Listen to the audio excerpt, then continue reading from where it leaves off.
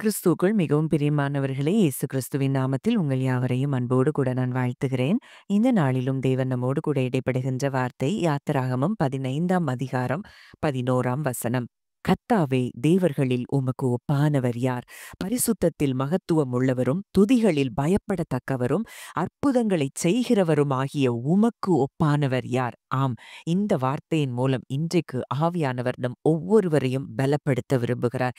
இந்த சம்பவம் எப்பொழுது சொல்லப்பட்டது அப்படிங்கிறத நம்ம பார்க்கும்போது, அங்கே செங்கடல் வழியாக அவர்கள் அந்த இஸ்ரவேல் ஜனங்கள் கடந்து அவர்களை பின்துரத்தி கொண்டு வந்த சேனை அந்த கடலிலே அமிழ்ந்து போனபோது அவர்கள் பாடின பாடலாய் இருக்கிறது. இதை நம்ம பார்க்கிறோம். அப்போ அன்றைக்கு இஸ்ரவேல் ஜனங்கள் கண்ணார இந்த அற்புதத்தை அவர்கள் கண்டதை பார்க்கிறோம். அதாவது உலகத்துல எங்கேயுமே நடக்க முடியாத ஒரு காரியம் கடல்ல அவர்களுக்கு ஒரே நொடி பொழுதுல அவர் வழி அமைத்து கொடுக்கிற தேவனாய் இருக்கிறார். அப்போ இன்றைக்கு உங்களுக்கு அடைக்கப்பட்ட வழிகள் என்னவா இருந்தாலும் அவர் அதை என் வழியே இல்லாத இடங்கள்ல கூட வழிகளை உண்டு பண்ணி தர அவர் வல்லவராய் இருக்கிறார். ஒருவேளை இன்றைக்கு உங்களை பின்தொடர்ந்து எந்த சத்துரு வந்தாலும், அதாவது எந்த சத்ருவினுடைய கிரியைகள், பிசாசின் கிரியைகள் வந்தாலும் அதை ஒரே நொடி பொழுதுல அழித்து போடுகிற தேவன் இன்றைக்கு சிலுவையில் அத்தனை சத்ருவின் கிரியைகளையும்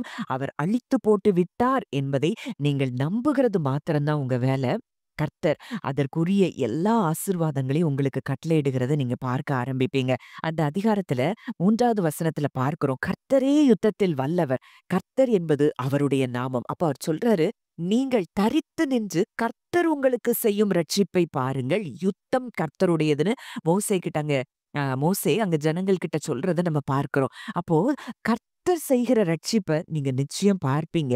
அதுக்கு ஒண்ணே ஒண்ணு நம்ம செய்ய வேண்டியது என்னன்னா, நம்ம அமைதியா ரெஸ்ட்ல இருந்து அவரை மாத்திரம் பார்த்தா போதும். யுத்தம் அவருடையது. இன்றைக்கு உங்க வாழ்க்கையின் யுத்தம் என்ன, யுத்தங்கள் என்ன, அதை அவர் பார்த்து கொள்வார். உங்க வேலை அவருடைய அந்த வாக்கு தத்தத்துல நீங்க இளைப்பாறுவதும் அவரை துதிக்கிறதும் அவர் பிரசன்ஸ்ல என்ஜாய் பண்றதும் தான் நம்ம வேலையை தவிர நம்ம எதை குறித்தும் கவலைப்பட வேண்டிய அவசியம் நமக்கு இல்லை. 8வது வசனம் சொல்லுது, உமது நாசியின் சுவாசத்தினால் ஜலம் குவிந்து நின்றது, வெள்ளம் குவியலாக நிமிர்ந்து நின்றது, ஆழமான ஜலம் நடுக்கடலிலே உறைந்து போயிற்று. நம்ம எப்படி ஒரு தேவனை ஆராதிக்கிறோங்கிறத இந்த வார்த்தையின் மூலம் அறிந்து கொள்ளலாம். அதாவது அவர் மூச்சு விட்டா போதும் அங்க ஜலம் என்ன செய்யுது, குவிந்து நிக்குது. இவ்வளோ பெரிய வல்லமையுள்ள தேவனை நாம் ஆராதிக்கிறோம். இன்றைக்கு உங்க பிரச்சனை என்ன?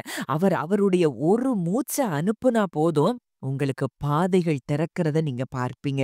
இந்த தேவனை நாம் ஆராதிக்கிறோம். உங்க வாழ்க்கையில ஒரு நாளும் குறைவு இருக்காது அப்படிங்கிறத நீங்க அறிந்து கொள்ளணும். சங்கீதம் 86 8ஆம் அதிகாரம் 8ஆம் வசனம் 10ஆம் வசனம்லாம் இதைத்தான் மறுபடியும் உணர்த்துகிறத நம்ம பார்க்கிறோம். ஆண்டவரே, தேவர்களுக்குள்ளே உமக்கு நிகரும் இல்லை, உம்முடைய கிரியைகளுக்கு ஒப்பும் இல்லை.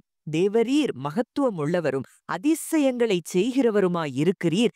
நீர் ஒருவரே தேவன். வேதத்துல இந்த பரிசுத்தவான்கள்லாம் அவர் செய்தவைகளை அவங்க பார்த்து லிட்ரலா பாடின சங்கீதங்களா இது இருக்கிறதுங்கிறத நம்ம பார்க்கிறோம். ஏன்னா அவருடைய அவருடைய அவர் செய்கிற கிரியைகளை அவர்கள் கண்ணார கண்டு இந்த வார்த்தைகளை அவர்கள் எழுதியிருக்கிறாங்க. இன்றைக்கு நம்ம வாழ்க்கையிலையும் கூட தேவன் இப்படிப்பட்ட அற்புதங்களைத்தான் எத்தனையோ நாட்களாக, வருஷங்களா நமக்கு எத்தனையோ அற்புதங்களை செய்து கொண்டு தான் இருக்கிறாரு.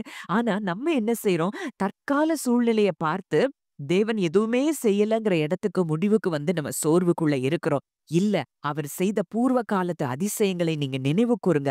அவரை போல தேவன் இல்லை, அவரை போல அற்புதங்களை செய்கிறவர் ஒருவரும் இல்லை. ஒருவராய் பெரிய அதிசயங்களை செய்கிறவரை துதியுங்கள், அவர் கிருபை என்றும் உள்ளது என்று சொல்லி வசனம் சொல்லுது.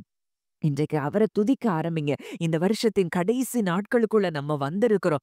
முழுமையுமாய் இருதயத்தின் ஆழத்திலிருந்து தேவனை துதிக்க ஆரம்பிங்க. வழியே இல்லாத இடங்கள்ல வழி உண்டாகிறதையும், உங்களுக்கு பின்தொடர்ந்து வந்த சத்துரு அதை அமிழ்ந்து போகிறதையும், எந்த இடத்துல எந்த அற்புதத்தையும் அவர் செய்ய வல்லமையுள்ளவராய் இருக்கிறார் என்பதை நீங்க நினைத்து அதை நன்றி செலுத்த ஆரம்பிக்கும் போது அந்த காரியங்கள் தானாய் உங்க வாழ்க்கையில நடக்கிறத பார்க்க ஆரம்பிப்பீங்க.